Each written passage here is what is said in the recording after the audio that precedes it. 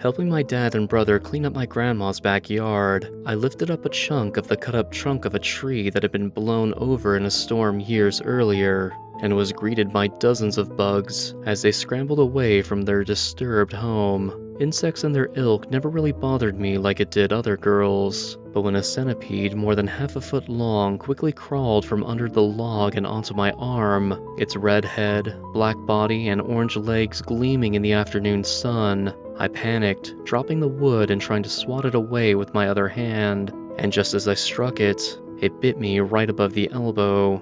It felt like I'd been stabbed by a shard of hot iron. When I threw the centipede off of me and onto the ground, I crushed it against a rock with my boot heel, and took a moment to scream at the burning ache in my arm.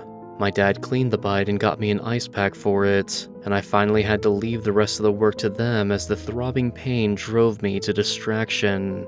Back home in my apartment, I became useless, lying around and rotating out ice packs between my elbow and the freezer. The area around the bite had become red and swollen, and I actually felt nauseous well into the night, my appetite completely vanishing. The pain woke me up several times as I struggled to sleep, the ice packs and numerous over-the-counter painkillers doing almost nothing to help.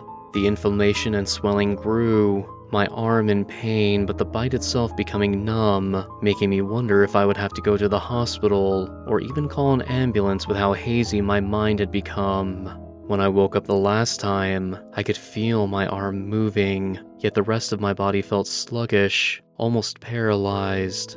I managed to look down through the dim light of the night and saw that it wasn't my arm moving, but was the pulsing mass around my bite that moved, the wound now the size of a baseball. Something was crawling inside my arm. I opened my mouth to scream, but no sound came out. Instead, from the center of the bite mark, something tore open a hole from the inside, and from that hole emerged a long, wriggling centipede. I passed out. When I woke up, hours later with the sun on my face, I fell out of bed in a panic, throwing off my blankets and grabbing at my arm. There was no hole, no torn flesh, and no baseball-sized mass. The inflammation and swelling had subsided, and I no longer felt that shooting pain or nausea. I opened up the window to get some fresh air into my stuffy room, and went into the bathroom to wash off the now healing wound and throw some water on my face. And when I returned, I caught a glimpse of something long and black, with orange legs, crawling out of the room through my window.